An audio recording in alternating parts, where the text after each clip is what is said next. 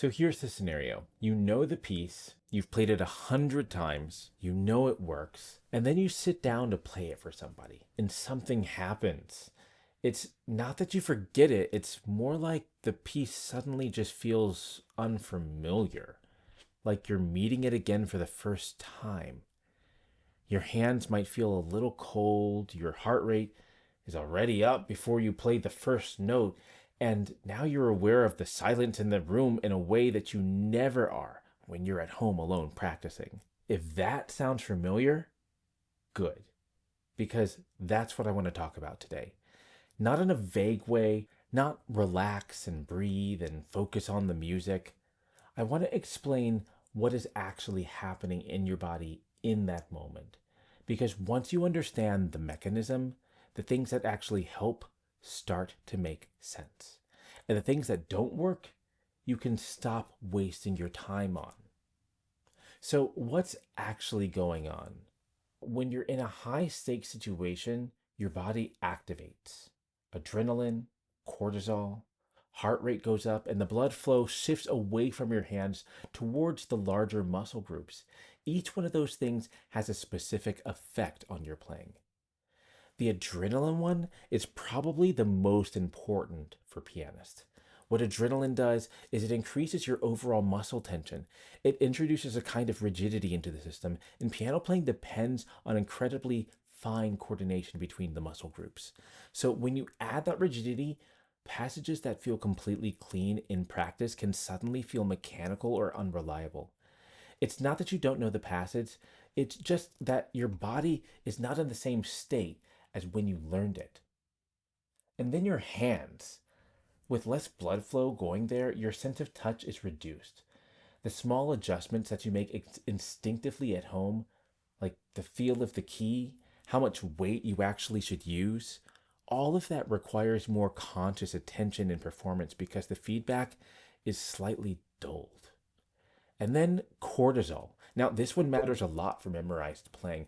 Cortisol narrows your working memory. It reduces your ability to track where you are in a piece and to manage your memory in real time.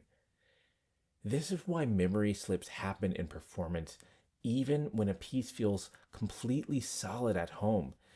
It's not that you don't know it, it's just that your brain's access to it was completely temporarily compromised. And none of that is the character flaw. That's your body doing exactly what it's actually evolved to do when it perceives danger. The problem, though, is that piano performance doesn't benefit from the same state as running from something does. And what the research shows is this. For complex tasks that require fine motor control, you perform best at moderate activation. Not low, not high, but moderate. Too little activation, flat, unenergized, not engaged, and you play badly. Too much activation, the full anxiety spiral, and you also play badly.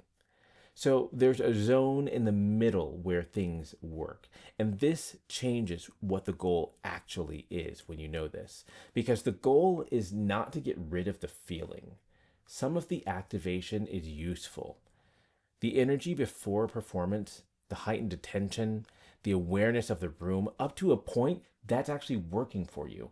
It makes it a performance rather than just an ordinary practice session.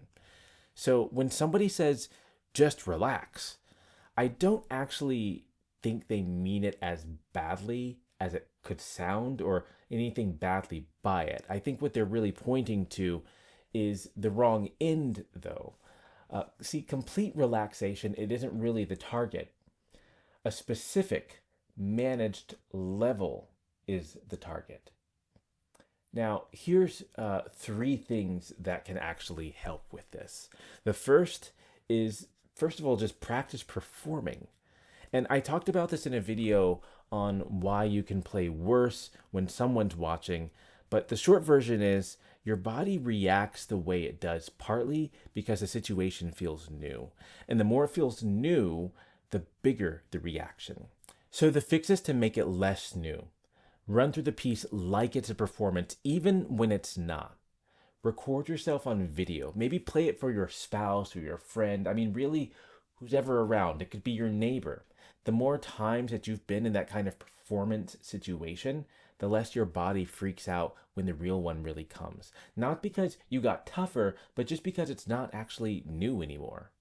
The second is giving your attention somewhere to go. Trying to not be anxious just doesn't work. If anything, it makes it worse because now you're focused on that anxiety. What does work is giving your brain something real to listen to. So pick one thing, the shape of a phrase, the sound in that room, how your arm feels as it moves towards the first chord. One thing, not everything. And really listen to it. I say this to students all the time in different ways. When you're really listening to the left hand, there's just no room left to worry about how you're doing. Your attention is full. That's the whole point. You can actually practice this. Next time you run through something, pick one thing to listen to per pass, just one. You're building a habit, so it's there when you need it. The third thing is the breath, but more specific than that, just breathe. The exhale is what matters. Breathe in for 4 counts, out for 6. Through the nose, and do that for a couple of minutes before you sit down at the piano. What it does is actually bring your heart rate down slightly and just take the edge off. Not really eliminate that feeling, but just dial it back just enough so that you're kind of in that zone where things can actually work. It's not about calming your thoughts, it's just about how the body works. That exhale triggers a physical response, and that's why it helps. Now, what doesn't work? There are also a few things that I want to name that don't work because a lot of people are actually spending time on these. The first one is positive self-talk right before you go on. For a lot of people, especially if the anxiety is strong, this actually makes it worse because now you're really focused on the fact that you're anxious. And, I'm not really saying never do it, just don't actually count on it every time. The second one is trying to eliminate the feeling entirely through some kind of pre-performance routine. You can't calm your way out of it completely. Some of that activation is always going to be there. And like I said, some of it is actually useful. The goal is never 0. And the third one is avoiding performance situations because they're uncomfortable.